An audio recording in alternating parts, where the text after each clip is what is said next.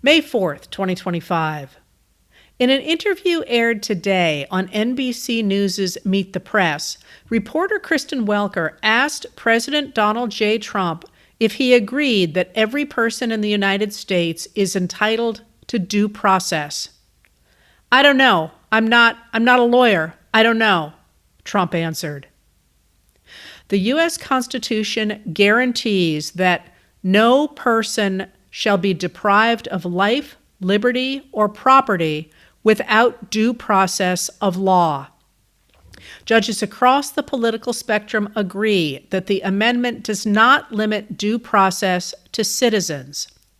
In his decision in the 1993 case Reno v. Flores, conservative icon Justice Antonin Scalia wrote, "It is well established that the Fifth Amendment entitles aliens to due process of law in deportation proceedings." In his oath of office, Trump vowed to preserve, protect, and defend the Constitution of the United States.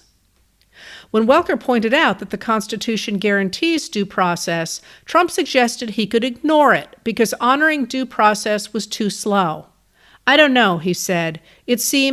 It might say that, but if you're talking about that, then we'd have to have 1 million or 2 million or 3 million trials," he said. "We have thousands of people that are some murderers and some drug dealers and some of the worst people on earth. I was elected to get them the hell out of here, and the courts are holding me from doing it," he added. Welker tried again. "Don't you need to uphold the Constitution of the United States?" Trump replied, "I don't know. I have to respond by saying, again, I have brilliant lawyers that work for me, and they are going to obviously follow what the Supreme Court said." Conservative Judge J. Michael Luttig explained to MSNBC's Ali Velshi that far-right scholars have argued that the president does not have to follow the Supreme Court if he doesn't agree with its decisions. He can interpret the Constitution for himself. Luttig called this constitutional denialism. He added that the American people deserve to know if the president does not intend to uphold the Constitution of the United States, or if he intends to uphold it only when he agrees with the Supreme Court. Mark Berman and Jeremy Roebuck of The Washington Post reported today that federal judges are becoming increasingly impatient with the incompetence of the Department of Justice lawyers who are defending more than 200 cases against the administration in court. Judges have accused DOJ lawyers of providing inadequate answers and flimsy evidence, defying court orders, and even behaving like toddlers. Trump has said the justice system is a rigged system run by radical left lunatics, but former federal judge John E. Jones III, whom President George Bush appointed to the bench, agreed that DOJ lawyers have lost a fair measure of their credibility. Authoritarian governments are based on the idea that some people are better than others. This translates into the idea that some people have special insight based only upon their superiority. They don't have to listen to experts who just muddle the clear picture the leader can see. When reality intrudes on that vision, the problem is not the ideology of the leader, it is obstruction by political opponents. As Trump told Ashley Parker and Michael Shearer of The Atlantic about his presidencies, "The first time I had 2 things to do, run the country and survive. I had all these crooked guys," he said. "And the second time, I run the country and the world."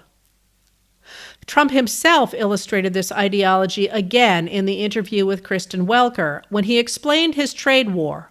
"Look," he said, "we were losing hundreds of billions of dollars with China. Now we're essentially not doing business with China. Therefore, we're saving hundreds of billions of dollars. Very simple." It is not, in fact, that simple. This impulse to downplay expertise and concentrate power in a strongman shows in Trump's tapping of Secretary of State Marco Rubio as acting National Security Advisor, as well as acting head of the National Archives and Records Administration, or NARA, and acting administrator of the U.S. Agency for International Development, or USAID. Clearly, Trump doesn't think he needs experts in at least 3 of those 4 senior posts. Perhaps it also shows there are few experts still willing to work in a Trump White House. The results of this disdain for expertise shows these days most immediately in the policies of Secretary of the Department of Health and Human Services, Robert F. Kennedy, Jr. As measles continues to spread across the U.S., a spokesperson for Health and Human Services said Friday that Kennedy will turn the country's health agencies away from promoting vaccination, which is 97% effective in preventing the disease, and toward exploring new treatments for it, including vitamins. It's not that there's been a lack of studies, Dr. Michael Osterholm, an epidemiologist at the University of Minnesota, told Teddy Rosenbluth of the New York Times. Decades of research have not uncovered dramatic treatments, while vaccinations have proven safe and effective at preventing the life-threatening disease. Rosenbluth noted that public health experts are baffled by Mr. Kennedy's decision to hunt for new treatments rather than endorse shots that have decades of safety and efficacy data. This stance seems to contradict Kennedy's long-standing focus on preventing disease. Kennedy has also falsely claimed that the measles, mumps, and rubella vaccine, or MMR, contains aborted fetus debris, that parents should do their own research, and that he will institute testing for new vaccines with placebo-controlled trials, a practice medical experts warn could be unethical as subjects believe they are protected from disease when they are not. Infectious disease expert Paul Offit told Jessica Glenza of The Guardian, "It's his goal to even further lessen trust in vaccines and make it onerous enough for manufacturers that they will abandon it." At the end of March, Kennedy also vowed to study possible links between vaccines and autism, although repeated scholarly studies have shown no link. Kennedy has tapped David Geyer, who does not have a medical degree and was disciplined in Maryland for practicing medicine without a license, to perform the study. On Thursday, former New York Times global health reporter Donald G. McNeil Jr. noted that both Geyer and Kennedy have made significant money thanks to their anti-vax stands as they monetize alleged treatments and sue pharmaceutical companies. In Ars Technica on April 30th, microbiologist and senior health reporter Beth Mole explored another angle to understand Kennedy's policies.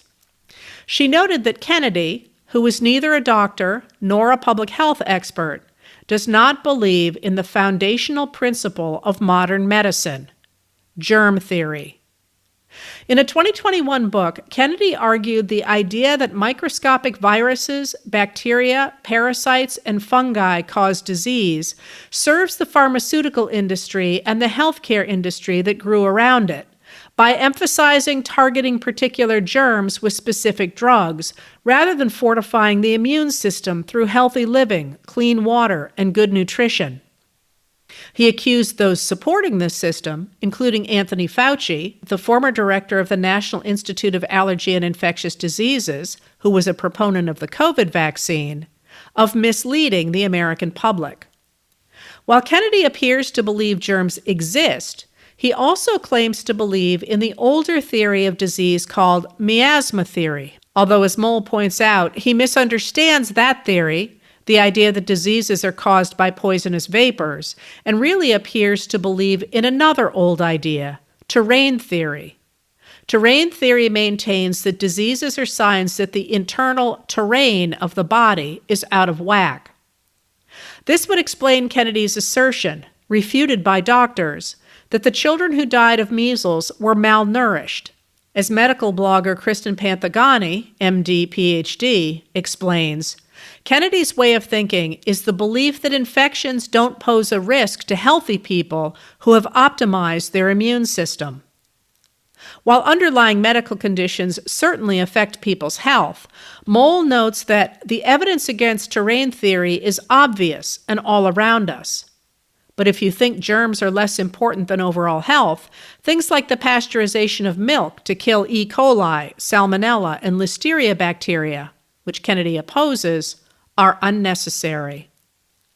In 1876, German microbiologist Robert Koch discovered that the cause of anthrax was a bacterium. Germ theory challenged established practices in the U.S., where doctors in the 1860s during the Civil War believed the best demonstration of their skill was their bloody aprons and instruments they kept in a velvet-lined case.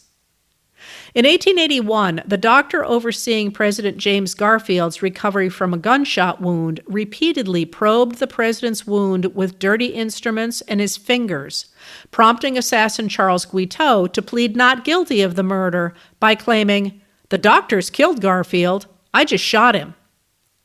But just 4 years later, germ theory was so widely accepted that the U.S. Army required medical officers to inspect their posts every month and report the results to the administration.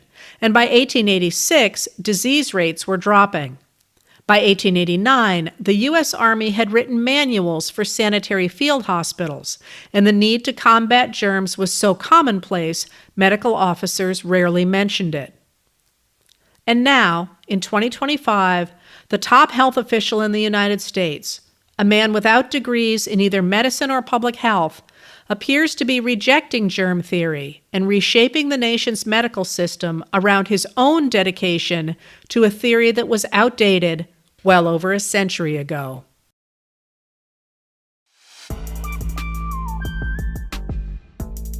Letters from an American was written and read by Heather Cox Richardson. It was produced at Soundscape Productions, Dedham, Massachusetts. Recorded with music composed by Michael Moss.